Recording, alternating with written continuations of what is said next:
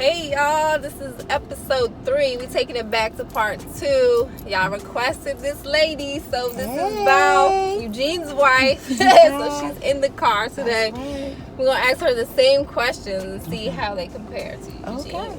Okay.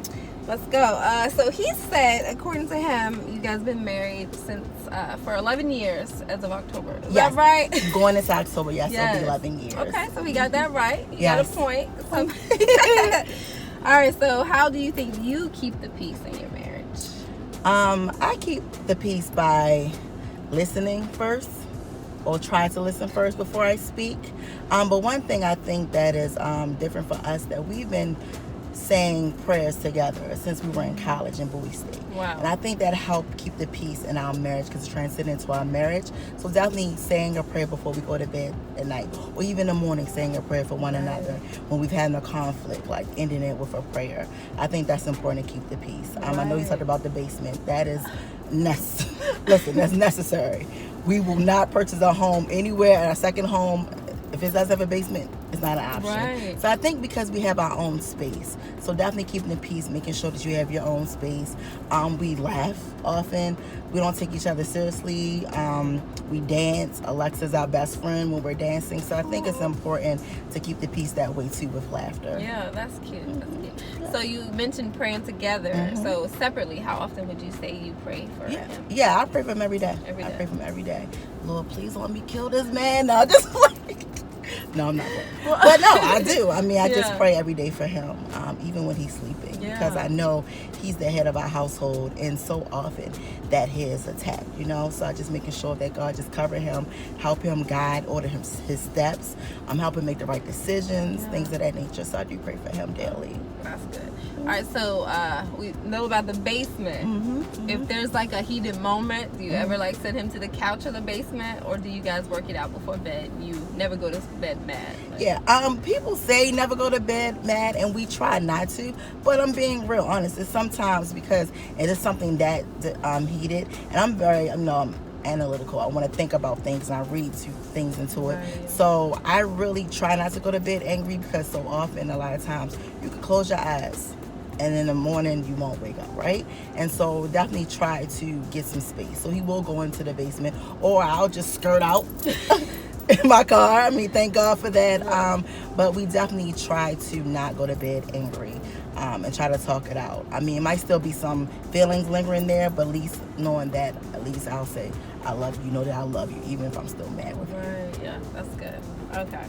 So, Dylan and Sarai, how do you keep the romance when you got these lovely little ladies? Girl. Well, you know what? In the beginning, when we first had Dylan, I do think it was a challenge, because I was a new mom. I had a stressful job, just trying to balance all of that. And so I do think the romance was gone there. But we made a pact together that we will implement romantic gestures in our marriage, because we understand if mommy and daddy are good, then the girls are good, right? And so it's important that we keep the romance by doing date nights. It's been a blessing that we have our village that is able to help us out. Like, hey, I want to go on a date night. Like, all right, go ahead, go. We got the girls. It's important. My mom lives in Atlanta, but she comes up here often, and she just went on vacation with us and our in-laws just past week, and they were able to watch the girls. We tired them out, the beach, the pool, the movies, the bowling, everything, and then we gave them baths, laid them down, and we were able to go on date nights for 2 nights in a row. So that's important too. So we definitely understand that it's important. Our pastor talk about you deserve to have fun, and that's what we're going to do.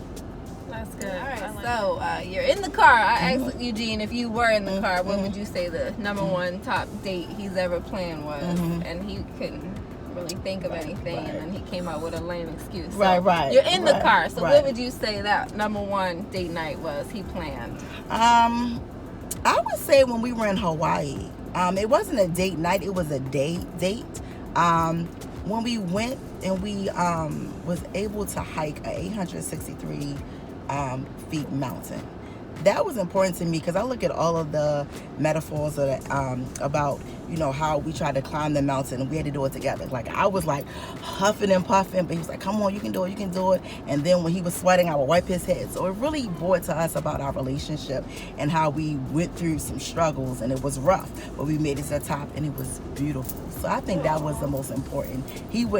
I think he knows that was my favorite. I'm not sure why he didn't say that, but you know. Maybe he didn't see it as like a date night. Right. I mean, right. I just look at it all. It's really talked about like our relationship, and we went through this together, and so that was perfect for me. Oh, you guys are like so perfect together. Like, I gotta get more couples in here separately because it's like to see his point and to see you. It's like I love that's the last. That's yes, I'm loving this couple right now. Yes. So there could be something that he could plan that would just be like, what would that be? Because like, is it something you're looking forward to doing that he hasn't had yet? Like that number one thing that would just be like, yes. Yeah, absolutely. I know, and then when this was before we were actually even engaged, he told me pack a bag and let's go. Love it. I love, because I'm always so controlling, but if I'm able to let loose and get some of that control into him, I will love that. So I definitely think like a little nice getaway somewhere, even it could be a staycation. Just pack your bags, tell me what kind of outfits I can pack, and just surprise me.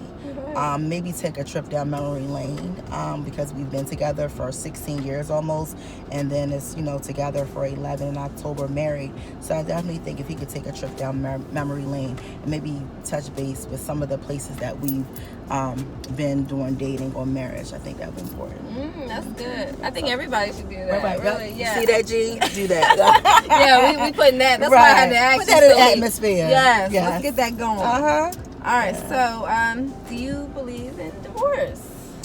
I do not believe in divorce, but, well, let me say it. I do believe that if you try every single thing, you've gone to counseling, you've talked to the person, you've reached out, you really try to make every effort, and that person is not giving you that, then I believe in happiness. Right. We only have this one life to live, and I do not believe in people staying in marriages when they're unhappy. Now, sometimes, guess what? You're going to be unhappy in marriages, right? Because life happens, obstacles happen. But at the same time, if it's a consistent pattern for years and years you're unhappy, then you need to make a decision, you know, make an exit plan. So when I say divorce, I do believe that you have the last resort. If you ever hear, and God, I'm not even putting it out in the atmosphere, if I ever get a divorce, it's because I've tried every single thing I think I possibly can. Because I do believe in happiness.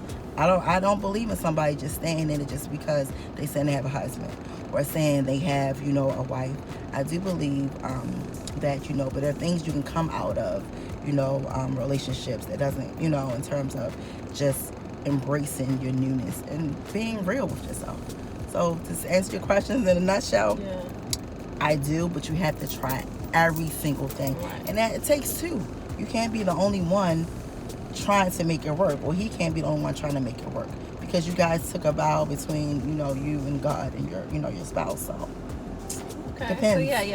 So it is yes, but you gotta do some work first. Yeah, you gotta do some work. You just can't be like, oh, you know, you drunk up all my orange juice and I'm divorcing you. Like, we can't do that. Like, that's immature. Like I always say, marriage is not for punks. So you do definitely have to make sure when you're talking about the divorce that you've done everything you possibly can do, every intervention possible. Okay, so and so we know Eugene said you're a product of divorce. So in that you would probably never want that for your girl. No, so I wouldn't. Would you, if you were unhappy in your marriage, would you stay just because of the kids? Because of that? In the beginning, I said I would, but then I look at it, the residual effect. My kid, especially Dylan, if you ever meet her, like she has this emotional intelligence that's out this roof. So she homes on a lot of things when mommy's not happy or daddy's not happy or somebody's not happy. So I do believe that I need to make sure that I'm showing them to be the best model of a woman that I can be.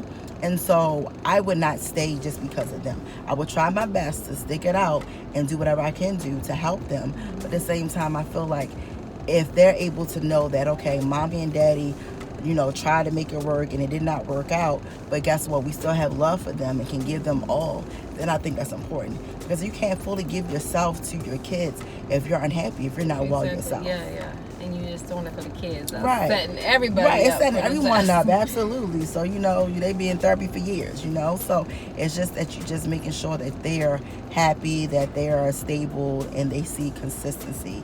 I think that's important. That's good. All right, so Eugene mentioned that there was plenty of times you should have left him, but you stayed. Why did you stay? Because I have grace. I do have to realize I always try to put myself in another person's, shoes and have empathy. It's because I just knew the person he was. I just knew he needed to grow.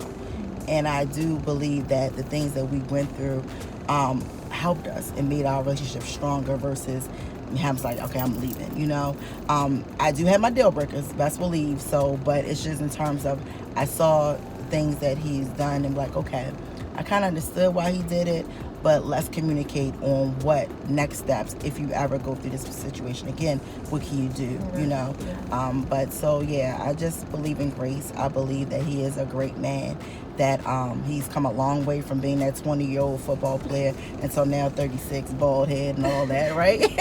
And so I just have love for him. I have love for my family that I married into. And I think that he's a great man. I just want to just support him. But like I said, I do have my deal breakers. Right. Man, Eugene, she a real one. Love, for real. He already know I'm from B-Boy. He know I cut him, so. Real one. All right, so he mentioned time heals all wounds. Do you agree with that? I do. I think time heals all wounds, and the realness of it. So yeah, I agree with him. It will. All right. Time and work. Time and work, yes. Time and work. Yeah, effort. I always tell him, put effort. And I always say, don't talk me to death. Don't talk me to death. You better go ahead and show up. True that. So, do you think that you can marry wrong? Is there an instance like, you're in a marriage, you don't believe in divorce, but like, is there a certain thing as wrong? I think, or marrying at the wrong time or for the wrong reasons. I think I can have it that way, because so often married at the wrong time. Marriage takes maturity. And I'm gonna let you know, just be really real, that when we were young, we got married at 25, and we probably should have waited maybe another 2 or 3 years, right? But we got married and we worked it through. But the reality is, sometimes you marry at the wrong time when you're not ready. So often people are in love with the wedding gown and the flowers and all of that. But the reality is, this work starts after the wedding day. Right. So that's important. For the wrong reasons, or once again, like just wanting to say I'm married or things of that nature. So I do believe that people can marry wrong, but they need to take each step in precaution and work on yourself. Definitely. I told him, he had proposed to me when I was in grad school. I said, you can't marry me until I finish grad school. Make sure I collect my coins, get my education out the way, and then I feel like I'm whole. You know what I'm saying? I want to make sure I come into a relationship with bringing something. I don't want to come to a relationship have something where you got to kind of take care of me and, while I'm in school and things of that nature. I want to make sure that I can stand on my own, so that's important. So, what's your thoughts on cheating in a marriage? Well, there's different levels of cheating. Those cheating is cheating. In terms of what, like, do you feel like cheating, if you found, even if it's emotional cheating, maybe they didn't have sex with somebody, but they're like just entertaining somebody, would you be okay with that and accept that? No, I'm never okay with that. Never okay with that. In the beginning, when we were dating, that actually happened in our relationship, and I had to let him know. I was like, what do you want? You roll with me, get rolled over. That's how I feel.